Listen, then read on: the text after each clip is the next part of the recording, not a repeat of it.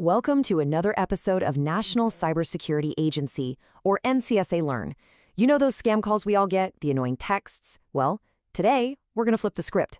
What if I told you that when your phone rings, the crime against you has already happened? We're going to look at this whole scam pandemic from a totally different and frankly much darker angle. So let's just start with a simple question to get your head in the game. You get that scam call, right? The classic one, maybe about your car's warranty or some fake problem with your Amazon account. When does the crime actually begin? I mean, is it the second you answer the phone? Or is it when they launch into their ridiculous script? Well, here's the twist. It already happened. That phone call, that's not the start of the crime. Oh no, it's the end of it. It's the final step in a huge, dark, and incredibly profitable criminal supply chain. The real crime against you was committed a long, long time ago. Maybe months, maybe even years before your phone even buzzed. So, if the call isn't the beginning, what is? Well, it all starts with your data. Specifically, the theft and sale of your personal information. That is the fuel, the raw material that makes this entire global scam engine run. And check this out, because this is a really sobering statistic. It's not a question of if your data has been leaked anymore. It's a question of how much and how often. A jaw-dropping 82% of Americans have had their online account info snatched up in data breaches. Just let that sink in for a second. For almost all of us, the bad guys are already inside the castle walls. And we're not just talking about an old password from some website you forgot about. No way. What's for sale on the dark web is, well, it's you, your complete digital life. We're talking email addresses, passwords, sure, but also your banking details, your spending habits, even your entire browser history. Literally, your complete digital identity is up for sale to the highest bidder. And this is the key takeaway here. When a scammer contacts you, you are not a random victim. They didn't just stumble upon your number. They picked you. They chose you for a reason. They bought your data, which makes you a pre-qualified prime target for whatever scam they're running that day. Okay, so they have our data. How do they turn that into cash? Well, you have to get this image out of your head of some lone wolf hacker in a dark basement. That's not what this is.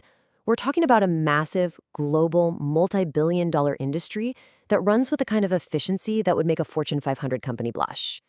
It's called crime as a service. And it's exactly what it sounds like. You know how you can subscribe to Netflix or Office 365? Well, criminals can now subscribe to a scamming toolkit. For a monthly fee, they get access to stolen data, pre-written scripts, fake websites, ways to launder the money. They even get customer support. The whole system is designed to be, frankly, idiot-proof. And if you want to understand the insane scale we're talking about, think about this. All those famous, old-school darknet markets like Silk Road, you've probably heard of them, all of them combined, over their entire lifetimes, processed about $11 billion, okay? Now, one single modern platform called Hyone Guarantee processed over $28 billion. The scale is just, it's hard to even wrap your head around. You know what investigators call it? The Amazon for criminals. And that is the perfect way to think about it. It's a one-stop shop. It makes everything easy, streamlined, and efficient, which lets these scam operations scale up and spread across the globe at a terrifying speed. But behind all this slick technology and all these billions of dollars is a truly dark and horrifying secret. This entire high-tech industry is built on one of the oldest evils in the world, human slavery. This is where it gets really ugly. So that person on the other end of the line, the one trying to scam you, there's a very real chance they are not a criminal. They're a prisoner.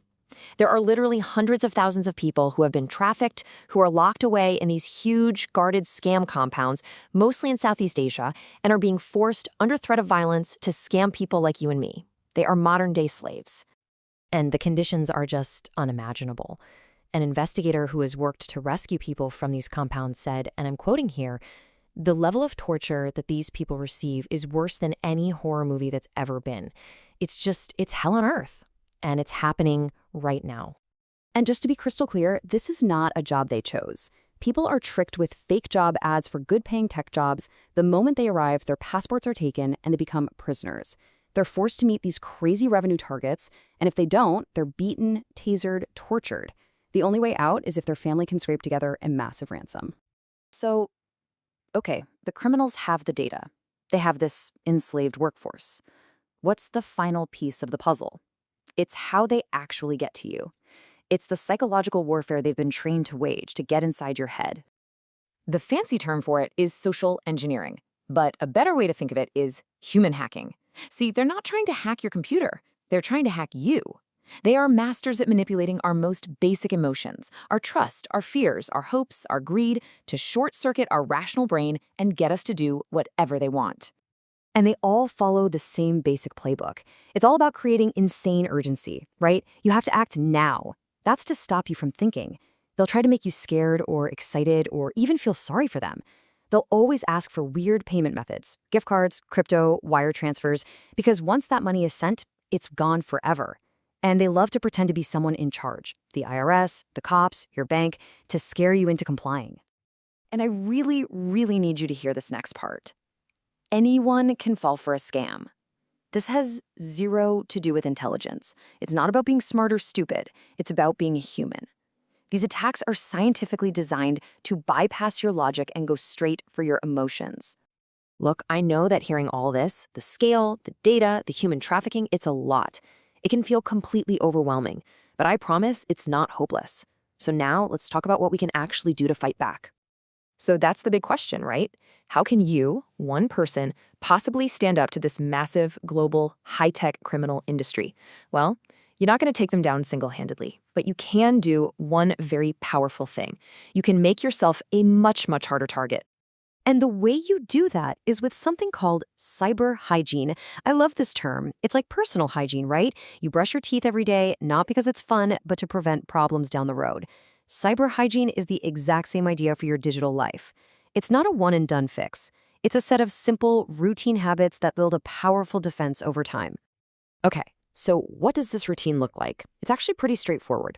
Number 1, use a password manager. Seriously, this lets you have unique, super strong passwords for every single site without having to remember them. Number 2, turn on multi-factor authentication, or MFA, everywhere. It is one of the single best defenses you can have. Number 3, look into using email aliases. They protect your real email from getting swept up in breaches. 4, just get in the habit of being skeptical. If something seems weird, it probably is. And number 5, this is a super practical one, never ever use those public USB charging stations. You have no idea what's on the other end of that port. And if you do get one of these calls and you feel that pressure mounting, I want you to remember 4 simple words. These are the 4 words that scammers absolutely hate. Just let me check. That's it. It completely shatters their control. It kills the urgency. It gives you the power back. Just say it, hang up the phone, and go verify the story yourself through an official channel. So I'm going to leave you with this final thought. Your data isn't just your data. Out there in the world, it's a commodity. It's a product. It's a critical link in a global supply chain of crime that is built on theft and human suffering. So the real question you have to ask yourself is, are you doing enough to secure your link in that chain?